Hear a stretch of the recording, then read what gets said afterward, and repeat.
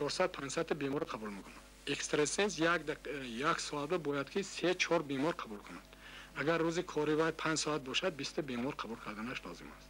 انا خیلی اکستراسنس ها من باوری دارم و اخلاص دارم، آنها میتوانند که بیمار را دوا بخشند و شفا بخشند.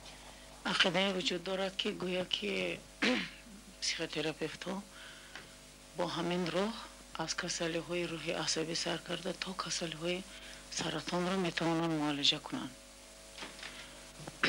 لیکن اگر فکر کنیم اگر در آخرین وقتا بسیار مقاله های علمان میگویند که مثلا حتی کسلی های سرطان باید دیر نمی شود که مثلا منتظر شوند و آن تجربه هم نشان داد که چندین بیماران به وقت رفتن و از دنیا گذشتن.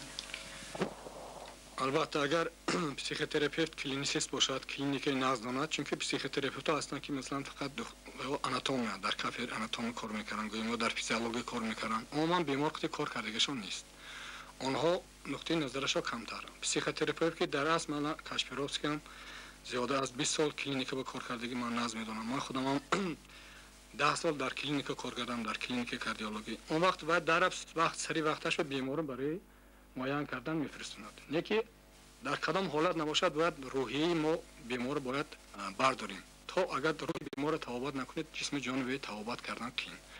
این وظیفه پسیخوتراپیست همین است که تا دمی مرگ باید که بیمار روحان بیدار کنند.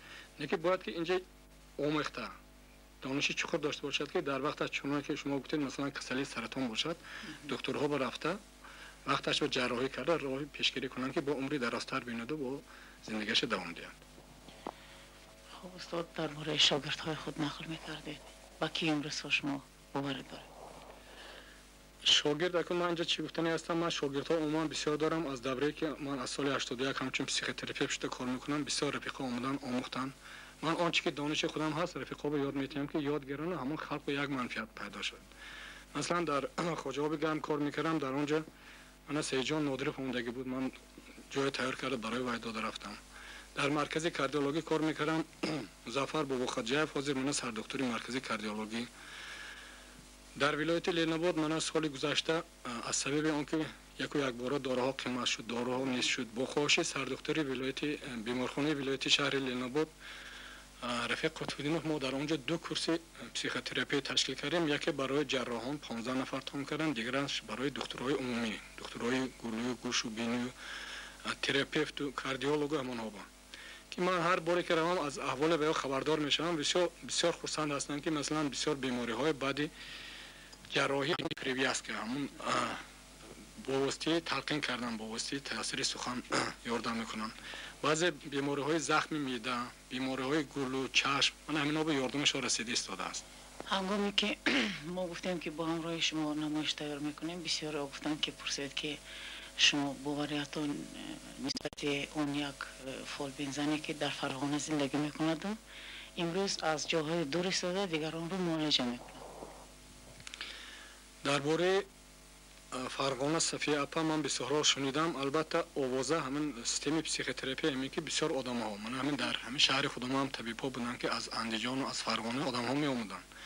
مثلا نزد منم با از بسیار گوشه و کنارها می اومدن. من همچون دکتر اکثریت وایها بود توصیه میکردم، مثلا بعضیش کسالخانه جراحی بمیفرستونم برای جراحی، بعضیش برای کسالهای پوست، بعضیش کسالهای ونریکی باشد، کسالهای اینم هم پوست ونریکی به داخل میشد.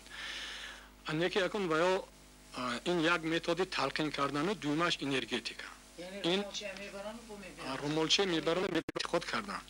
آدمایی که روحی و یا بیمار هست و یا اعتقاد کرده میرن ممکن یک مهلت کوتاه به یاردم کند. این طبیب ها در هر یک وقت و زمان یک پیدا میشن و زنده اینها عبر اینها یک مهلت کوتاه، 1 سال 2 سال همین قطعه با نشته میرن. سری همین چی در سری این در رکلام هست، چون که خلق آواز میکند 10 کس رفته آمد. الکی من در این وقتی که در دهه خودم بودم حتی آنها اتوبوس زکس کرده از همین رایون عین چندین آدم رفته آمدن که 2 کس رفته آمد که همون کس نقش شدیم. شخص دیگر هم رفته میبود. بعد مثلا بیماری ها هست که بیا سیزن یک دوره معین به خروج میکنن، اولی بهار گویم تیر ماه به سر میشه یا که زمستان میشن، یک مهلت کوتاه با اون که رفته میبینن یاردم میکنند. ممکن 10% بیماری که اونجا میرن تماما نقض میشن. این بیماریایی که بیماری‌های نیوروز هست، از ترس، از وهم، از خبرهای ناخوش پیدا میشه که اونها نقش شدنش ممکن. خورسندی بخش است که ما چند پیش ما صاحب یک کتابچه شما کردیدیم. نقشه ایجادی شما در آینده چیست؟ نقشه ایجادی من البته بسیار هست. من میخواستم که همین اولش در تاجیکستان تماما آرام شود که ما آرام نشسته با فکر و با دل تمام برای خلق خود خدمت کنیم. آنچه که من در پروسس کاری خود در تجربه ها در کلینیک در استراحتگاه های خود و گرم کار کردم. من بسیار متریال های علمی جمع کردم. میخواهم که این را پیشکش خوانندگان در آینده کنم که آنها خوانده حل مشکلات خویش را یابند.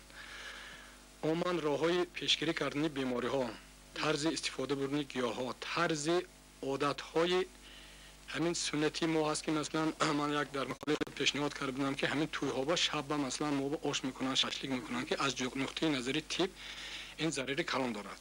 بعضی آدم ها مثلا ساعت 12 شب ششلیک میکنن، پگاه زخم میده باشد شکایت کرده بیمارخانه میبرن. همین عادت های دیگرگون ساختن در کار، چون که بعضی عنعنه های خلقی ما برای سلامتی ما ضرر دارند. من روزهای نزدیک کتاب من در چاپ هست، از چاپ فقط مقاله‌اش ماندگی آخرانش هر درد و دوایی است. در اونجا درباره عموما تاثیر ایموسی‌های مثبت، خنده، کانسر، سرود، موسیقی، چه خیلی موسیقی انسان با دوا میبخشد، چون که هر یک انسان خودش به یک موسیقی دارد. مثلا یک آدم حافظ معقول میشد گوییم جوربک مرادوف، یک تش به ظفر ناظم میگوییم، هر یک آدم به یک صدای موسیقی خودش است. موسیقی ها هست که آرام میکند، موسیقی ها هست که آدم هیجان را میبیارد، موسیقی ها هست که مثلا فشار خون پس میکند، بلند میکند. و با یک نیت دیگه دارم که همراه کمبزیتوران همین یک کتابچه کنیم که ما همین کتاب مثلا صدای سیمای ما هم همین پیش از خواب موسیقی های خواب آوره که آدم ها موسیقی خواب شنیده دارو نخورده مثلا آرام خواب کنند. پگاهی قطع موسیقی که آدم به هیجان میبرد و گردش خون بهتر میکند و یک قوه میبخشد، همین موسیقی استفاده برم.